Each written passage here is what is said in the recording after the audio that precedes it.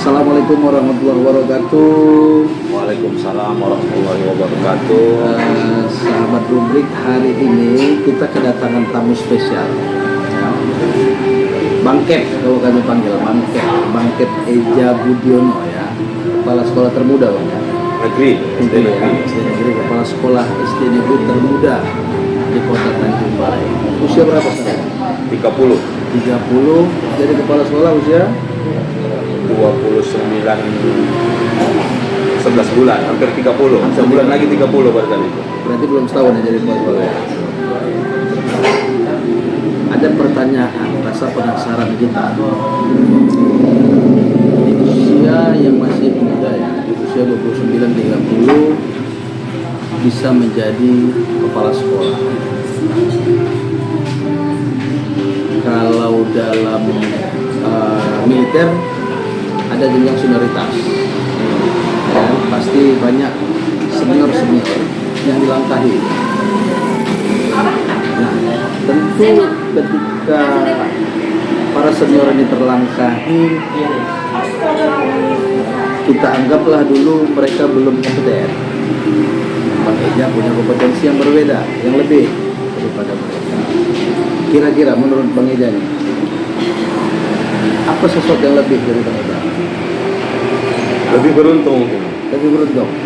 Jadi sampai hari ini memang masih sering kita dengar selentingan Bang, dari orang-orang, dari senior-senior yang bilang si Eja terlalu muda untuk menjadi kepala sekolah. Namun kita tidak tahu sebenarnya apa yang menjadi indikator dari Dinas Pendidikan dan Wali Kota Tanjung Balai mengarahkan atau mengamanahkan saya sebagai kepala sekolah SD kan. Jadi kalau ditanya apa kelebihan, saya juga tidak bisa mengatakan apa kelebihan saya, namun memang kecakapan itu memang diatur ya, dimunculkan dari awal gitu.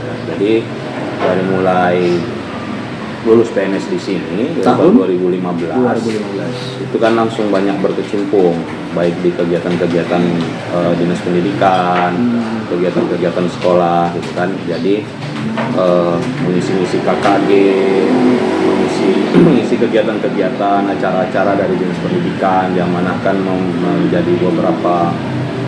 memegang beberapa diklat seperti itu kan. Akhirnya dan senantiasa selalu dipilih jadi ketua KKG itu paling sering, itu akhirnya memunculkan stigma yang terbelah di guru-guru. Jadi ada juga banyak guru-guru yang bilang muda pun tapi memang pantas, ada catatan yang baik, ada catatan yang menurut mereka pantas untuk itu. Jadi salah satu indikator dari penilaian ketika kita mau menjadi kepala sekolah itu yang diapakan dinas itu pernah nggak menjadi atau memiliki pengalaman manajemen atau manajerial.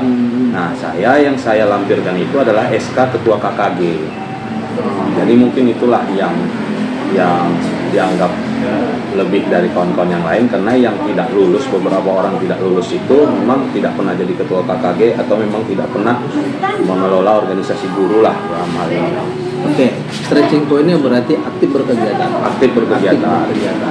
Itu yang pertama. Yang kedua, ada tadi kawan-kawan yang tidak lulus, berarti ada seleksi? Ada seleksi dari dinas pendidikan. Jadi itu sesuai dengan peraturan yang ada, yang terbaru itu kan memang asesmen sistemnya. Jadi dinas pendidikan membuka ada syarat-syarat yang harus dipenuhi.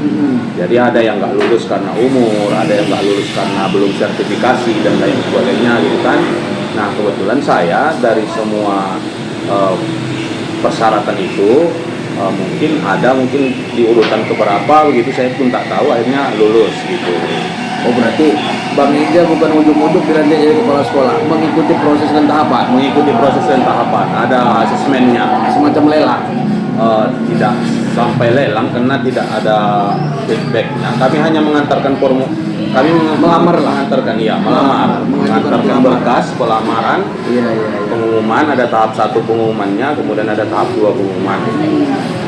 Berapa item tes? Item tesnya tak ada, kami hanya mengumpul berkas. Berkas apa? Berkasnya contoh ijazah, lah administrasi, portofolio, ya biodata segala macam dimasukkan ke situ. tidak ada semacam wawancara atau Belum. tes tertulis. Tidak ada. Oke, berarti mungkin selain kelengkapan dokumen, berarti salah satu indikator penilaian ya dalam persepsi kita tadi aktif berkegiatan. Iya. Ya, kita sepakat bukan soal usia ya, karena muda ini bukan soal usia. Muda ini kan soal kemampuan memberi warna. Banyak orang tua Keren apa ya? yang terjebak Di jiwa anak-anak. Ya? jiwa anak-anak, dan banyak anak muda yang sudah berani keluar Lebih dewasa dari mereka dari yang lain. Jadi bukan soal usia sebenarnya. Jadi maksud abang aku termasuk itu. Di antara. Di antara. Nah, cuman yang menarik memang nih Bang Ija, ya. Kebetulan saya juga berteman dengan akun SD 1 Maju ya. SD 1 Maju. Bang Ija kan ditempatkan di SD 1 ya. Iya, SD 1. Ada yang menarik memang. Kita lihat isi dari beranda FB tersebut, kegiatan-kegiatan anak-anak. Ada pernah saya melihat postingan musikalisasi puisi ya. Iya. Kemudian ada juga buat konten-konten, Ya. ya kan? Cuak, Ya, kan? cuak. Baru ada apa ya? Kelas literasi atau apa namanya yang setiap pagi itu? Kegiatan pagi Kegiatan namanya pagi bercerita. Pagi Jumat bercerita. Jumat bercerita. Itu kegiatannya Jumat bercerita seperti apa? Jadi Jumat bercerita ini gini, sekarang kan Bang apa namanya? Kemdikbud sedang gencar-gencarnya ya literasi dan numerasi ya kan. Jadi Kemdikbud membuktikan itu dengan menciptakan buku bacaan berjenjang yang sesuai. Untuk anak kelas 1 ada fase A, fase B dan sebagainya dan semacamnya. Jenjang A, jenjang B.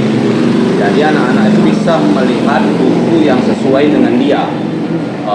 Buku yang sesuai dengan dia. Jadi anak-anak bisa membaca buku nggak ketinggian dan juga nggak kerendahan gitu kan. Nah, tapi anak-anak kan tidak terbiasa gitu kan, belum terbiasa dengan itu. Nah, literasi itu kan bukan hanya membaca, tapi juga menulis, menceritakan, menyelesaikan masalah kan gitu kan. Jadi dengan bercerita dia akan membaca buku itu dengan baik. Jadi ada satu hal di di kurikulum Merdeka ini yang sangat menarik bagi saya, yaitu kalimat bahwa pendidikan itu, belajar itu harus menjadi kepunyaan murid, ya kan? Jadi ada buku, kami print buku banyak-banyak, ini masalahnya buku itu tidak ada dijual di Sumut. Jadi kami memprint dari situs Kemdikbud, kami print, kemudian diberikan ke anak-anak.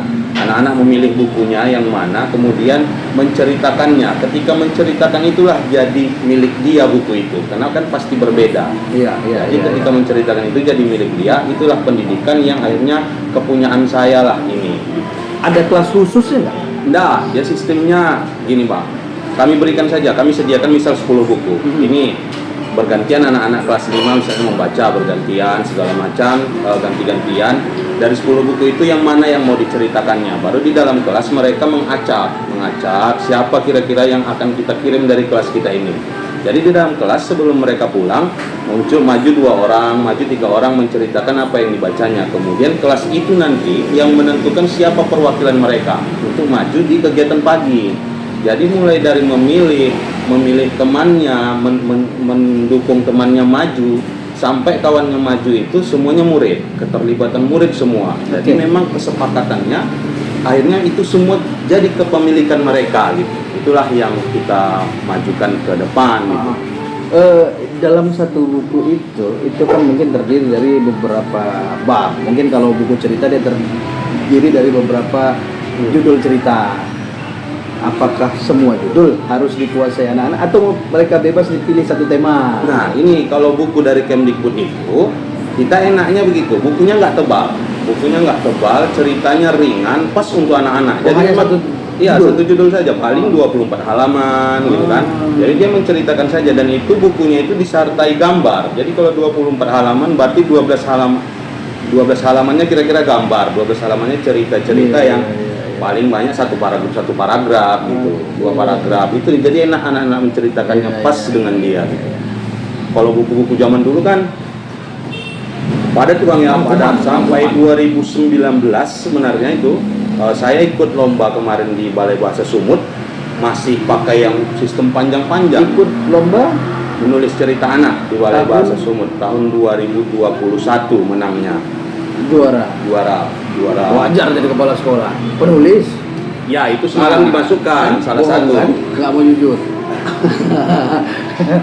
Itu satu kelebihan lagi selain tadi aktif berkegiatan, ternyata Bang Kep kita ini sebagai penulis. Ya, Tulis buku. Kira-kira begitu, Bang. Jadi tahun 2022 mulai Kemdikbud mengapakannya, mensosialisasikannya buku bacaan berjenjang gitu kan.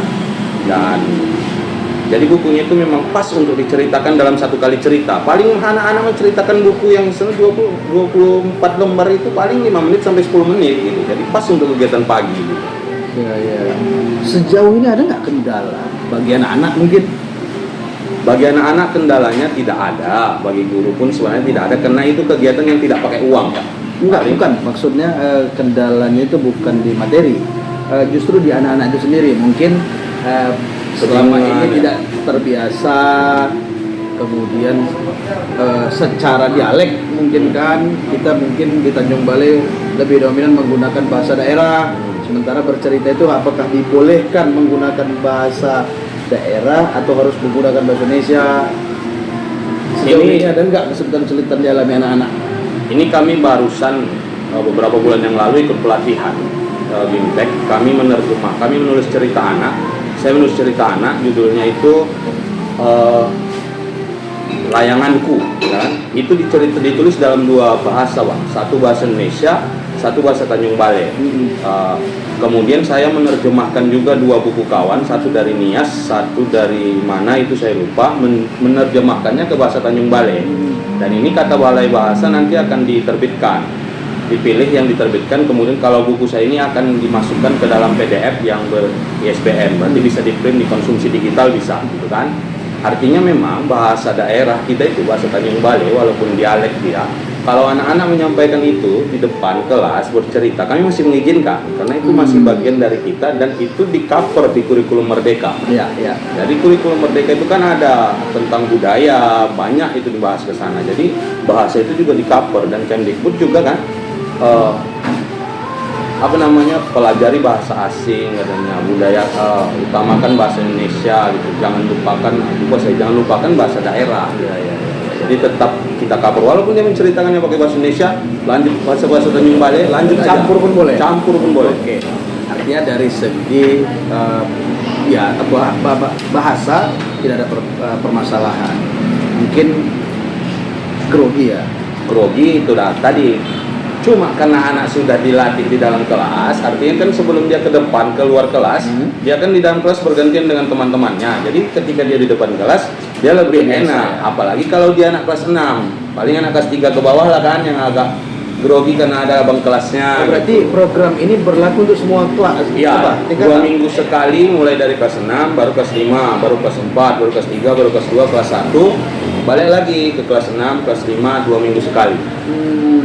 Oke, itu untuk hari Jumat ya? Hari Jumat pagi. Kalau hari lain?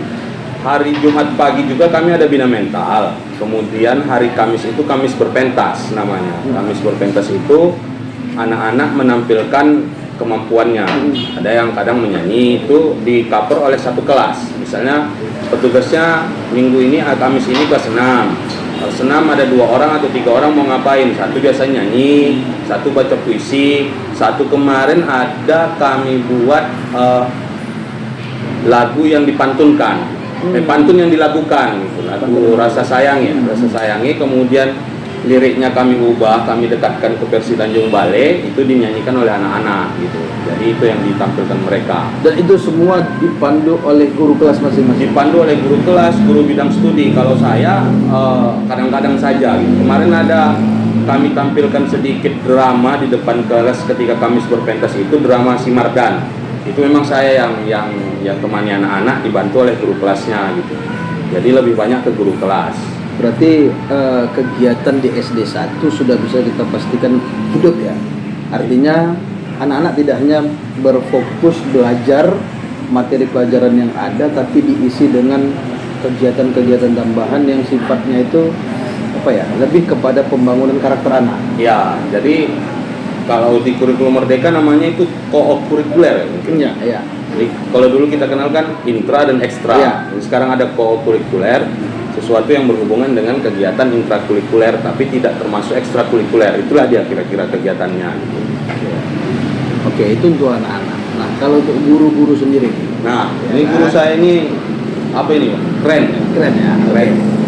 Ada guru. Ada nggak kira-kira yang terkejut nih guru nih? Masuknya Bang Eja ke sekolah itu kayaknya bukan membawa kebahagiaan. Iya. Ada nggak kira-kira? Saya tak tahu lah ya kalau dari cerita orang itu sebenarnya bagaimana. Tapi kalau dari segi pandangan saya mungkin sejauh ini tidak ada. Karena program-program kami berjalan dengan baik, guru-guru juga menjalankan dengan baik. Bahkan mungkin guru-guru yang selama ini menyembunyikan kemampuan, gitu kan, ada beberapa itu yang ternyata saya bilang besok saya ini mengisi nih Bang di Dinas Pendidikan tentang IKM ya kan. Saya bilang guru saya salah satu itu bisa dibawa untuk jadi pematerinya. Dia lebih enak didengarkan ketika ngobrol, ketika menjelaskan tentang IKM itu dia lebih lancar gitu. Karena memang saya melakukan pendekatan ya Bang. Jadi guru-guru kami ini kan termasuk muda. Ada beberapa itu orang di bawah saya umurnya gitu kan. Ada honor 3, kemudian ada PNS 1 itu di bawah saya gurunya. Kemudian 1 sebaya dengan saya. Jadi orang itu rupanya nggak main Facebook lagi Bang. Jadi orang itu main Instagram. Saya sebelumnya nggak pandai-pandai kali main Instagram ini. Tapi karena gurunya main di Instagram, saya main di Instagram hampir setiap hari saya inbox, saya kirim DM ke Instagram mereka, postingan-postingan tentang guru. Dari situ mulai mereka mulai mengarah ke mau berubah. Dan ada diskusi, maksud Bapak yang Bapak kirim semalam apa, kayak gini. Akhirnya ada cerita-cerita kami itu dibuat, dan mereka jadinya sekarang ada video tentang pendidikan. Sebelum saya melike ya kan, saya tengok yang sudah melike, orang itu duluan sudah melike gitu, berarti orang itu sudah mempelajarinya sendiri gitu. Jadi akhirnya berkembang dari situ. Itulah ada buat TTS, ada buat kegiatan-kegiatan yang pembelajaran diferensial. Itu akhirnya tidak kuajarkan dengan ini Bang, tidak kuajarkan dengan teori-teori gitu. Tidak, orang tuh menengok sendiri lalu bertanya sikit-sikit, kerjakan sama-sama gitu. Jadi berkembang dengan sendirinya memang. Artinya kan saya ya bukan kepo, bukan. Ya betul. Tapi memang melihat di awal begitu tahu Bang Eja dilantik menjadi kepala sekolah, terobosan nih Dinas Pendidikan. 1 secara usia, 2 secara, kalau mungkin di SD kan nggak ada jabatan wakil kepala sekolah kan, nah, paling tadi aktif di KKG ya kan, atau di kegiatan-kegiatan KPGRI kan begitu. Oke, ini 1 terobosan nih Dinas Pendidikan. Lalu saya ngintip apa nih kira-kira terobosan-terobosan yang dibuat Bang Eja. Nggak berapa lama muncul Facebook SD 1. Lebih kurang berapa bulan tuh Bang? Dari abang duduk menjabat sebagai kepala sekolah sampai muncul nih. Kalau akun itu seminggu udah ada Bang. Isi Kalau isinya pun tak sampai sebulan udah kami isi, udah mulai buat kegiatan. Sebulan ya. Artinya merubah mindset, merubah kebiasaan. Kita bukan bilang kepala sekolah yang sebelum itu tidak baik. Kita bukan bilang kepala sekolahnya sebelum itu tidak mampu, cuma tidak dibiasakan. Ya, Nah, ya awal-awal memang harus capek memang Bang. proses pembiasaan itu pertama proses perubahan, kedua proses pembiasaan. Nah, dalam kurun waktu tidak sampai 1 bulan bisa. Kira-kira apa dosisnya? Apa resepnya? Resepnya ngajak ngopi banyak-banyak Bang. Oh, ngajak ngopi kan? Ya, saya mencoba membangun kedekatan dengan guru-guru karena guru-gurunya juga muda. Beberapa kali saya ngajak ngape malah minum-minum, ngopi-ngopi, tapi tidak bahas pekerjaan. Saya upayakan Emosional ya? Iya, usahakan mendekatkan emosional, banyak bincang-bincang apa kebutuhan kira-kira di mana kelebihan. Nah, itu yang sering saya lakukan. Saya sebisa mungkin menutup mata terhadap kesalahan, bukan kesalahan, kekurangan.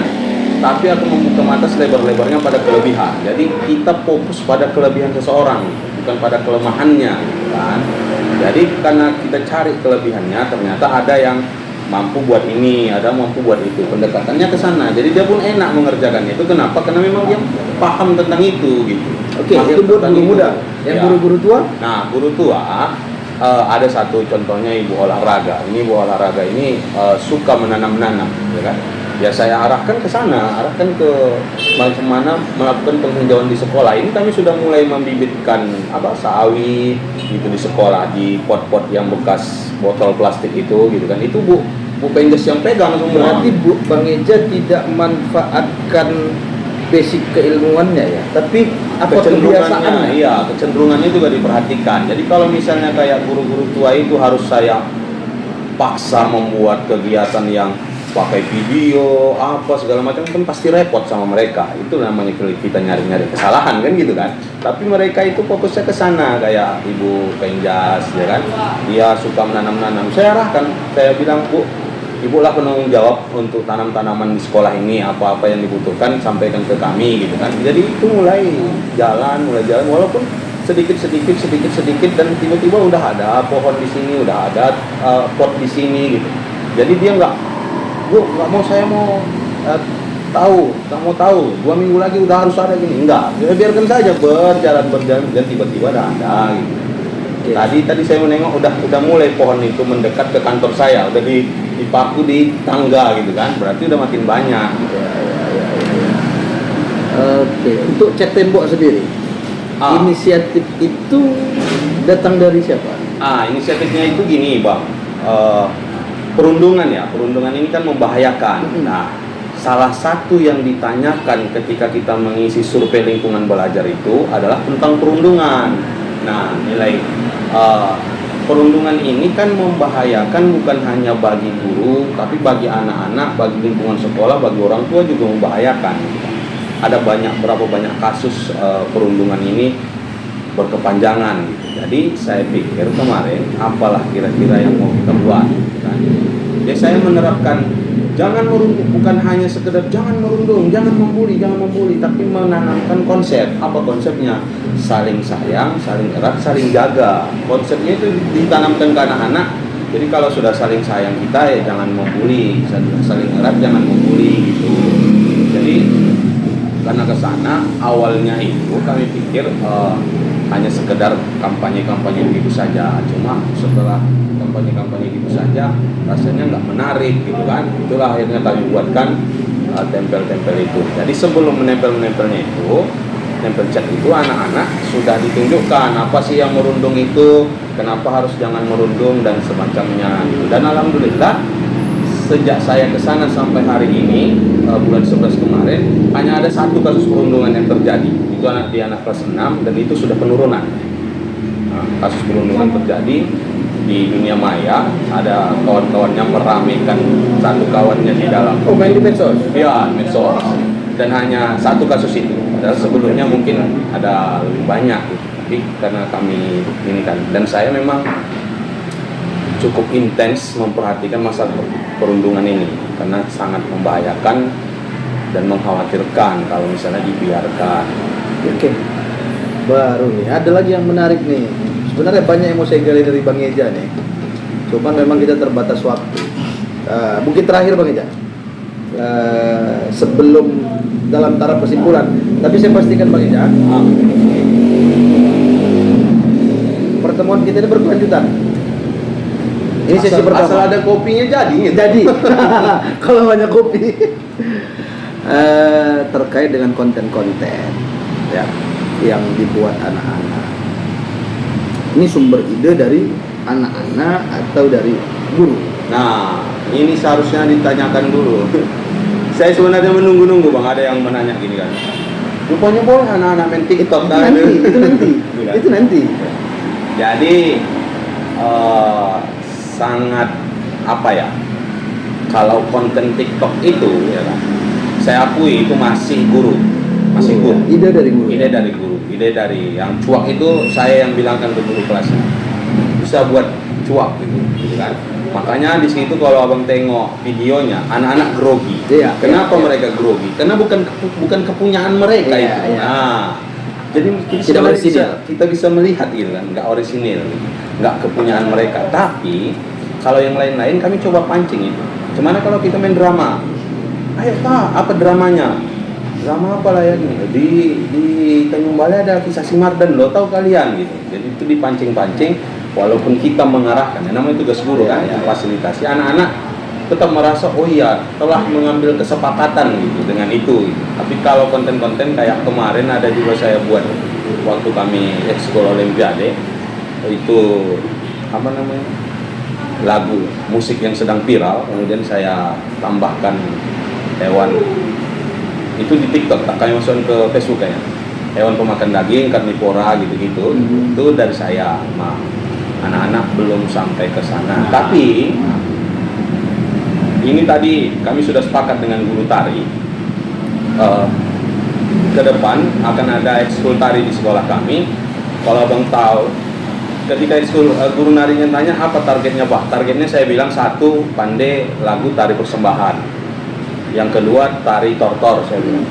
Yang ketiga tari viral saya bilang. Jadi ketika ada nanti lagu viral di TikTok itu saya minta guru tarinya itu mengajarkan anak-anak musiknya itu tapi gerakannya gerakan tari daerah. Ya, itu kan sering kita lihat sebenarnya. Cuma di Tanjung Balai kan mungkin belum ada. Saya arahkan ke sana. Jadi memang tidak bisa kita lepas dari konten-konten yang ada hari ini, dari TikTok, dari YouTube, dari segala macam. Itu kan tidak bisa kita hindarkan. Nah, baru saya mau tanya, bukan manggil tadi. Emang boleh anak usia sekolah dasar diajak konten, dikenalkan dengan media sosial, kan gitu. Sebenarnya yang nggak boleh itu menurut saya nih Bang, menurut saya yang nggak boleh itu anak yang belum cukup umur sudah punya media sosial. Kalau media sosialnya adalah punya mamanya, ya itu boleh-boleh saja. Berarti kan mamanya punya wewenang untuk mengkanter apa yang akan ditonton anaknya dan apa yang boleh diupload anaknya gitu kan. Tapi kalau itu TikTok dia, memang ini agak riskan ya. Padahal belum cukup umur kok sudah bisa, pasti menipu-nipu umur gitu kan. Nah, jadi tapi karena tidak bisa dihindarkan, bagaimana cara kita memanfaatkan TikTok, media sosial itu sebagai media pembelajaran. Dan yang paling dekat itu seperti yang saya bilang tadi, dengan mengupload sesuatu yang berhubungan dengan murid. Jadi anak-anak ini akan merasa bahwa yang diupload itu adalah kepemilikannya, punya aku ini, aku yang punya, aku yang tampil, maka ini punya aku. Jadi dia ada daya ingat, ada ingatan dia terhadap proses pembelajaran yang terjadi sebelum video itu diambil gitu. Jadi sah-sah saja, cuma memang harapannya kepada para orang tua, teman-teman semua yang lain, kita harus bisa mengkanter, ya kan, apa-apa yang ditonton oleh anak. Jangan semua dipersilakan ya, menonton gitu. Walaupun memang katanya anak-anak ini harus punya HP di usianya setidaknya kelas 2 SMP ya. Tapi tidak bisa juga kita larang kalau misalnya dia membuka YouTube. Kayak saya lah, di sekolah kami tugas-tugas itu lebih sering gini, tonton video ini ya di YouTube gitu. Tonton video tentang vegetatif buatan di YouTube gitu. Jadi anak-anak paham bahwa di YouTube itu bukan hanya sekedar konten-konten yang tidak mendidik lah bahasanya. Ada juga konten-konten yang mendidik yang bisa dijadikan mereka tontonan. Di TikTok pun begitu gitu. Nah, itu kan versi Bang Ija. Iya. Kalau saya lain. Nah, Justru saya mau semua sekolah meniru konsepnya Bang Ija. kok lain tadi Bang bilang? Iya. Kalau Bang Eja bilang tadi anak-anak yang tidak boleh punya konten, kalau saya bilang biarkan anak-anak punya konten. Tapi sekolah memang harus bisa meniru apa yang sudah dibuat Bang Eja. Artinya setiap satu sekolah, berapa nih sekolah se-Indonesia? Banyak lah Bang. Banyak ya, ribuan ya. Iya. Artinya 1000 konten pendidikan setiap harinya naik ke media sosial, yang konten-konten negatif ini kan hilang. Kan gitu. Karena air putih ketika ditetesi 1 tetes kopi ini akan merubah warna. Tapi kopi kita tetesi air putih ini tidak merubah warna. Butuh banyak air putih yang kita tuangkan, kita tumpahkan untuk bisa merubah warna kopi ini menjadi putih kembali. Maka harus kita banjiri sebenarnya medsos ini dengan konten-konten yang positif. Nah, kalau saya biarkan anak-anak punya media sosial, tapi di sekolah kita ajarkan mereka buat konten apa ya. Hari ini mungkin mereka belajar membaca, dijadikan konten. Mereka belajar menulis, dijadikan konten. Mereka lagi latihan puisi, dijadikan konten. Dibanjiri aja di media sosial dengan konten-konten yang positif untuk menghilangkan konten-konten yang negatif. Nah itu yang mungkin jadi masalah kan. Membuat konten itu kan nggak mudah ya. Kadang-kadang guru juga udah buat pembelajaran menarik di dalam kelas, pembelajaran diferensial, tapi kalau harus memvideokan itu selalu, ini cukup kesulitan. Makanya kadang-kadang postingan kami hanya jadi sekadar foto gitu kan, hanya jadi sekadar tulisan gitu, tidak selalu melulu video, karena memang membuat video itu kan kadang-kadang butuh ini. Kayak kemarin saya sebenarnya ada mengajarkan tentang cara membuat keyakinan kelas. Saya contohkan di salah satu kelas, yaitu kelas 5 pada saat itu, karena gurunya tahun depan juga udah pensiun kan, jadi saya pikir udahlah di sini contohnya sekalian, itulah keyakinan kelasnya. Udah saya ambil video segala macam gitu kan, tapi waktu ngeditnya nggak cukup, nggak ada waktu gitu, akhirnya nggak jadi teredit. Itulah yang mungkin jadi kendala, karena kerjaan kan juga banyak. Artinya kalau saya sih penitip pesan, Bang Eja harus menjadi inspirator buat kawan-kawan kepala sekolah SD, SMP, SMA, SMK, semua jenjang, ya, supaya sekolah mulai ngonten. Ya saya setuju, sekolah harus ngonten. Sekolah harus mulai ngonten dengan konten-konten yang bermuatan pendidikan. Nah, kita buat kesepakatan jam 8 semua atau jam 10 pagi semua konten sekolah se-Indonesia ini naik ke media sosial, baik itu Instagram, Facebook, Twitter, TikTok, dan lain sebagainya, banjir konten pendidikan semua yang isi laman media sosial. Nah, peluang-peluang yang negatif itu masuk udah kecil. Jadi memang ini perlu ditiru nih konsep Bang Eja. Jadi kawan-kawan kepala sekolah, kawan-kawan guru, seorang guru yang baik itu bukan hanya mampu mentransformasi ilmu pengetahuan ya, tapi harus mampu sesuai dengan konsep Ki Hajar Dewantara, harus mampu menjadi inspirator. Nah, Bang Eja masih asumsi sementara ya, masih asumsi sementara dari hasil diskusi kita sudah mampu menginspirasi SD 1, mulai dari guru sampai ke siswa. Tapi itu pun kawan-kawan yang hari ini tidak sepakat dengan pernyataan saya, boleh nanti komentari. Atau ada yang mau titip pesan, tema apa yang mau kita gali lagi dari Bang Eja, silakan disampaikan. Nanti kita undang untuk sesi-sesi berikutnya, kita ulas lagi. Ini masih kulit nih, belum dalam. Bang Eja ini banyak ilmunya.